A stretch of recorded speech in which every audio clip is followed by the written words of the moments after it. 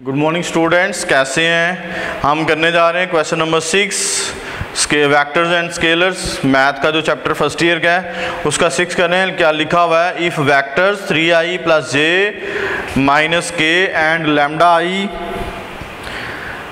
- 4j + 4k are parallel, find the value of lambda. ये हमारे पास दो वेक्टर्स हैं, दो एक दूसरे के पैरेलल वेक्टर्स हैं। हमने क्या फाइंड करना है, लैम्डा की वैल्यू फाइंड आउट करनी है। तो ये जो है सवाल करने से पहले मैं एक रूल जो है वो यहाँ समझाने लगा हूँ। अगर वो रूल आपके ज़हन में बैठ जाए तो इन दोनों छठे और सातवें सवाल को हल करना हमारे लिए मुश्किल नहीं होगा। तो मैं करने लगा हूँ, late A vector is equal to x1i plus y1j plus z1k and B vector is equal to x2i vector जमा y2j plus z2k vectors।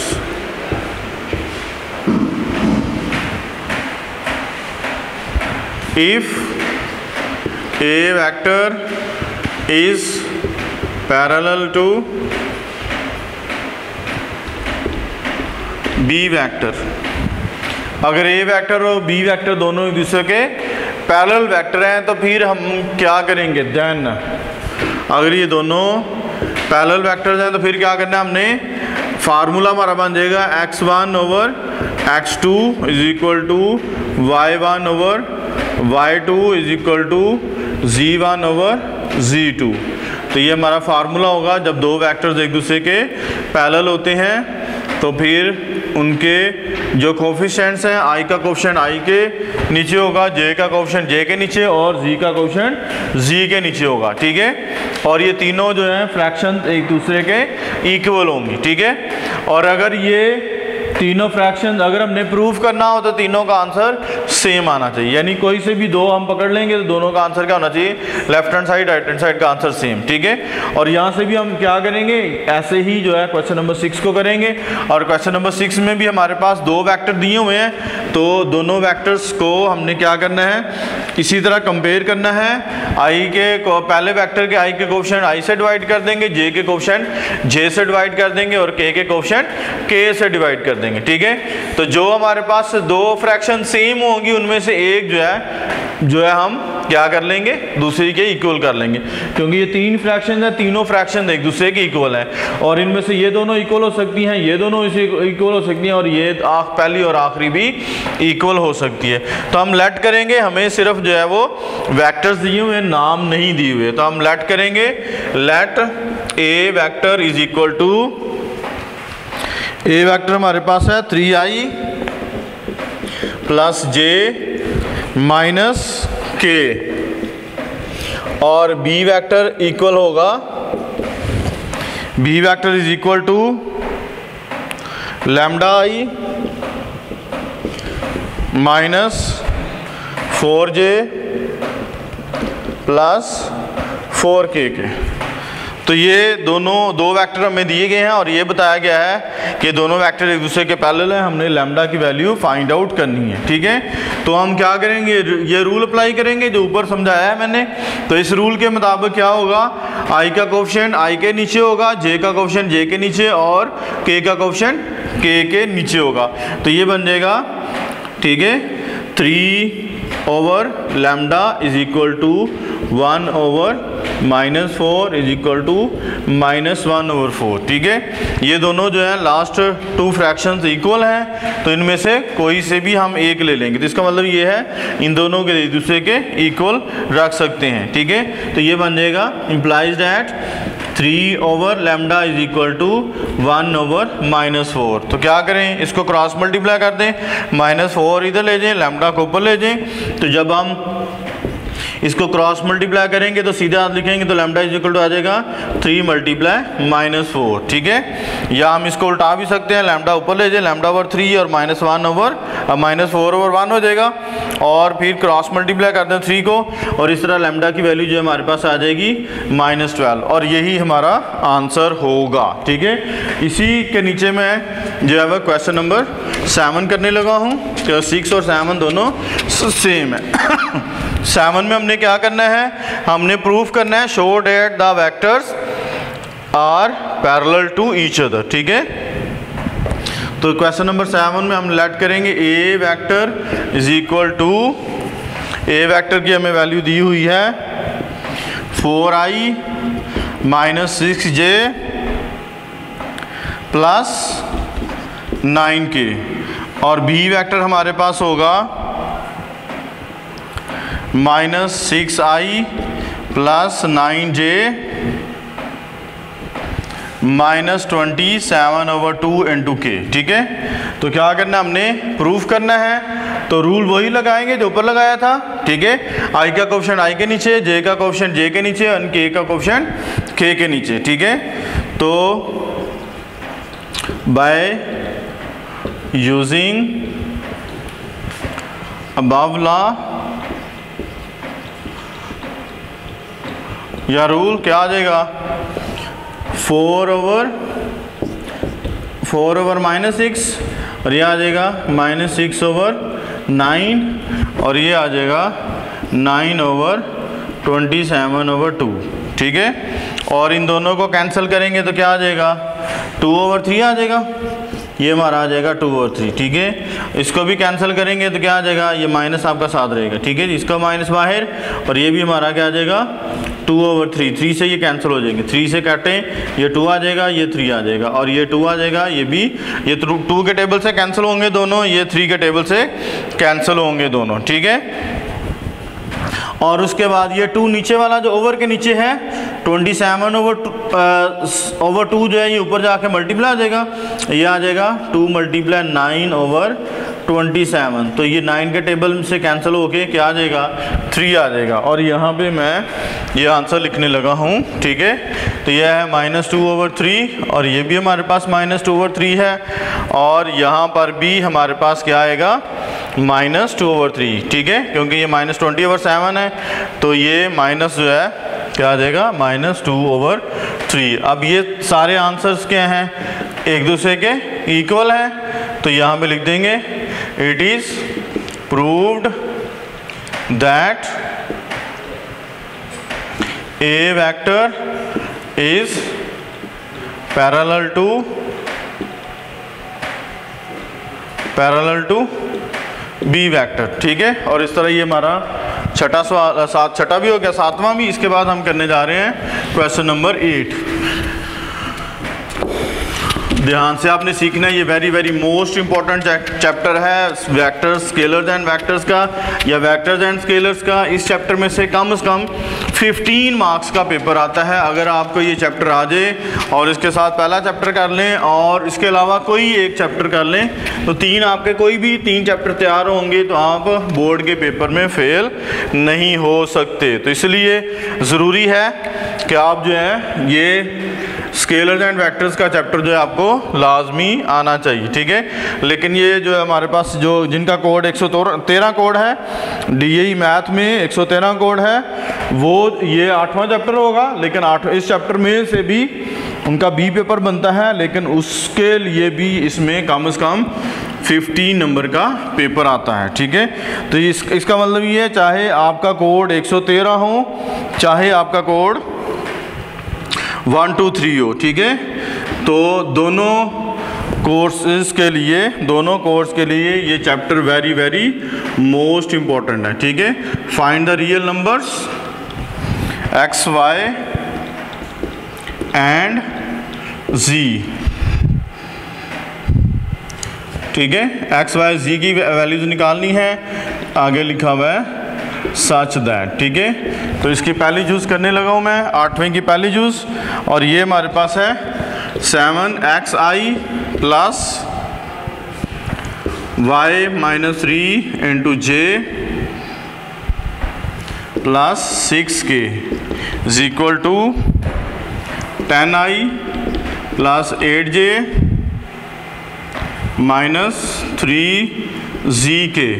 तो क्या करना है, हमने x, y और z की वैल्यू निकालनी है। ठीक है, इसको हल करने के दो तरीके हैं। एक तरीका तो ये हम कंपैरिजन करते हैं यहाँ पे ही, लेफ्ट हैंड साइड के i को i के बराबर, j को j के बराबर और k की वैल्यू, k के ऑप्शन को k के बराबर। ठीक है, लेकिन बाज़ दफ़ा जो है मुश्किलात बन जाती हैं, आंसर स्टूडेंट से दुरुस्त नहीं निकलता। जब आंसर दुरुस्त नहीं निकलता तो फिर परेशानी बन जाती है। तो फिर क्या करेंगे मैं क्या करूँगा, मैं सारी जो भी राइट हैंड साइड पे वैल्यूज हैं सारी उठा के लेफ्ट हैंड साइड पे ले आऊंगा। ठीक है, तो जब हम सारी वैल्यूज उठा के लेफ्ट हैंड साइड पे ले आते हैं तो i की वैल्यू i के साथ और j की वैल्यू j के साथ और k की वैल्यू k के साथ जो है इसको लिखेंगे। लेकिन क्या करना है, यहाँ जहाँ पे i कॉमन है वहाँ पे i कॉमन ले लेंगे।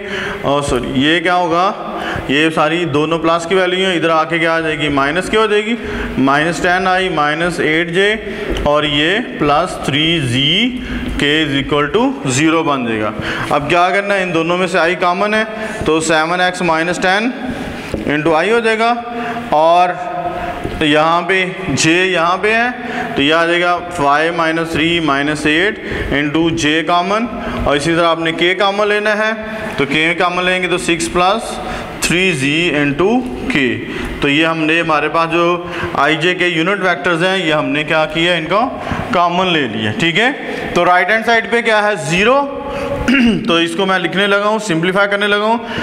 7x minus 10 into I unit vector, y minus 11 into J unit vector बन जाएगा, plus 6 plus 3z into k unit vector बन जाएगा। और 0 को हम लिख लेंगे 0i plus 0j plus 0k। और उसके बाद क्या करना है, हमने यहाँ पे लिखना है कंपेयरिंग कोएफिशिएंट्स ऑफ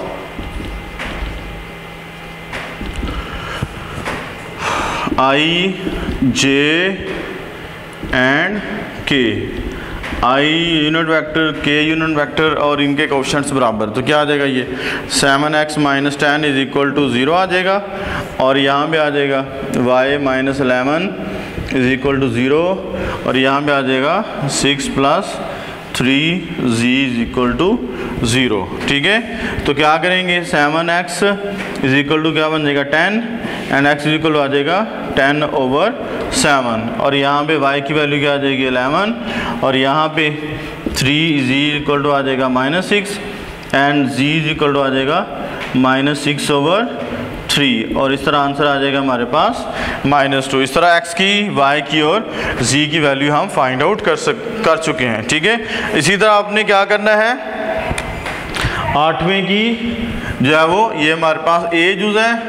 इसके बाद हमने इसी तरह सेम जो हमने b जूज़ फाइंड करनी है और b जूज़ को लिखूंगा मैं या और उसको सिंप्लीफाई करने लगा हूँ। ठीक है, तो ये हमारी a जूज़ हल हुई है या पहली जूज़, और इसके बाद हम करेंगे इसकी दूसरी जूज़ करेंगे। ठीक है, तो ये b हमारे पास दूसरी जूज़ है और ये हमें गिवन है x plus 4 into i plus y minus 5 into J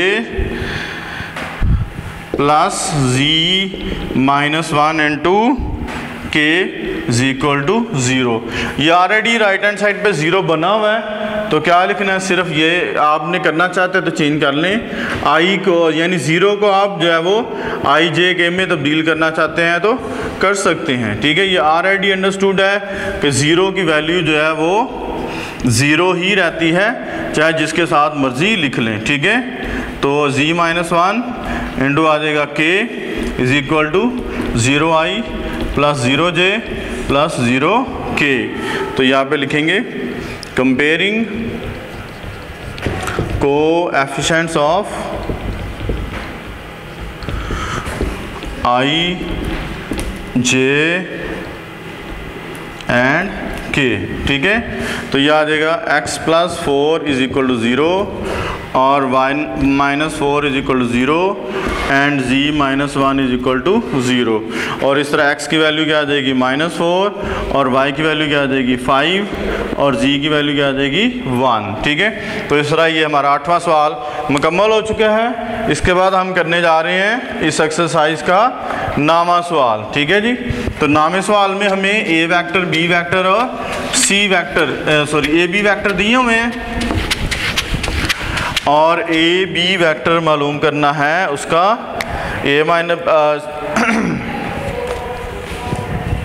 question number 9।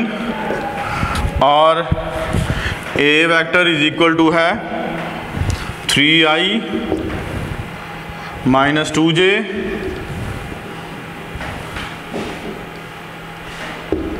+ 4k and b vector is equal to है 2i + j + 3k। तो ये हमारे पास दो वेक्टर्स हैं। क्या लिखा है? Find the magnitude and direction cosines of a vector - b vector and दूसरी चीज़ दी है 3a वेक्टर - 2b वेक्टर। तो क्या करना है? तो हमने इसके डायरेक्शंस को साइन निकालना है। सबसे पहले हमने क्या निकालना है? पहले जुज़ में क्या निकालना है? a वेक्टर - b वेक्टर निकालना है। और दूसरी जुज़ में क्या लिखा हुआ है? 3a vector - 2b vector. ये दो हमें जुज़ी इन दोनों सवालों को हल करना है। इन दोनों सवालों में क्या करना है? इनकी मैग्नीट्यूड भी निकालनी है और इनके डायरेक्शन को साइन से भी निकालना है। और डायरेक्शन को साइन निकालने के लिए क्या करेंगे? हम यूनिट वेक्टर लेंगे। क्या करना है? यूनिट वेक्टर फाइंड करना है। तो यूनिट वेक्टर क्या होता है? वेक्टर ओवर वेक्टर का magnitude.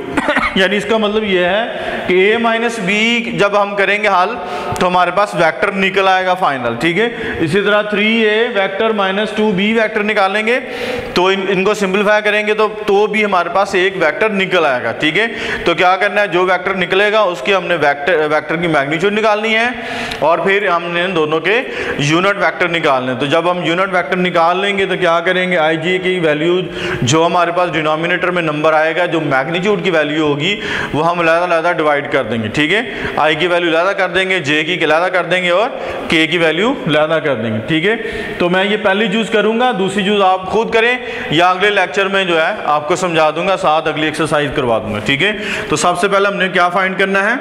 a vector - b vector निकालना है। तो क्या करेंगे? 3i - 2j + 4k लिखेंगे, क्योंकि माइनस है दरम्यान में इसलिए ब्रैकेट लगा लें। 2i + j + 3k लिखेंगे और इन दोनों को सिंप्लीफाई कर लें। क्या आ जाएगा? 3i - 2i हो जाएगा, -2j -j हो जाएगा और +4k -3k हो जाएगा। ठीक है, i वाली वैल्यू i के साथ ये हमारे पास i रह जाएगा और ये हमारे पास 3j आ जाएगा और ये हमारे पास k रह जाएगा। ठीक है जी, और इस तरह a वेक्टर - b वेक्टर हम फाइंड आउट कर चुके हैं। इसके बाद हमने क्या करना है? रिक्वायर्ड ये है कि इसकी मैग्नीट्यूड फाइंड करें। तो मैग्नीट्यूड फाइंड करेंगे तो 1 का स्क्वायर आ जाएगा और इधर आ जाएगा -3 का स्क्वायर और इधर आ जाएगा 1 का स्क्वायर। इनके कोएफिशिएंट्स उठा के उनके स्क्वायर लेने हैं। ये आ जाएगा 1 और ये आ जाएगा 9 और ये आ जाएगा 1 और इस तरह आंसर क्या हमारा बन गया? 11। ठीक है, इसके बाद हमने क्या करना है? इसका यूनिट वेक्टर निकालना है। तो यूनिट वेक्टर लिखेंगे, यूनिट वेक्टर। ठीक है, तो यूनिट वेक्टर क्या होगा? वेक्टर जो है a - b को जो हल किया वो हमारा वेक्टर हो गया और इसका जो हमने मैग्नीट्यूड निकाल लिया वो इसके नीचे लिख दिया। तो ये हमारा यूनिट वेक्टर बन गया। ठीक है, वेक्टर ओवर वेक्टर का मैग्नीट्यूड किसके बराबर होता है? यूनिट वेक्टर के बराबर होता है। ठीक है, तो ये हमारे पास वैल्यू निकली है i - 3j + k ओवर √11। तो क्या करना है? आपने लहदा इसको कर देना है 1 over √11 into i -3 over √11 into j + 1 over √11 into k। तो क्या करना हमने यहाँ पे हेडिंग लिखनी है direction cosines of a vector - b vector. इसके डायरेक्शन को साइन निकालना है, a vector - b vector r। तो क्या करना है? ये जो i j k हैं इनको ख़त्म करके हमने क्या लगा देने हैं? कॉमे लगा देने हैं। तो ये हमारे क्या बन जाएंगे, डायरेक्शन कोसाइंस। ठीक है, जब कभी भी हमें डायरेक्शन कोसाइन निकालने हैं, जिस वैल्यू के निकालने हैं उसका यूनिट वेक्टर फाइंड करेंगे और उसके बाद क्या करेंगे, आई जे के ख़त्म करके उसकी जगह कॉमे लगा देंगे, तो वो हमारे क्या बन जाते हैं, डायरेक्शन कोसाइंस बन जाते हैं। ठीक है, इसी तरह आपने ये दूसरी चूज़ करने की कोशिश करनी है, यानी 3 को पहले ए को 3 से मल्टीप्लाई करें, फिर बी को 2 से मल्टीप्लाई करें, फिर इन दोनों को माइनस कर दें, तो आंसर निकल आएगा। ओके जी, थैंक यू सो मच।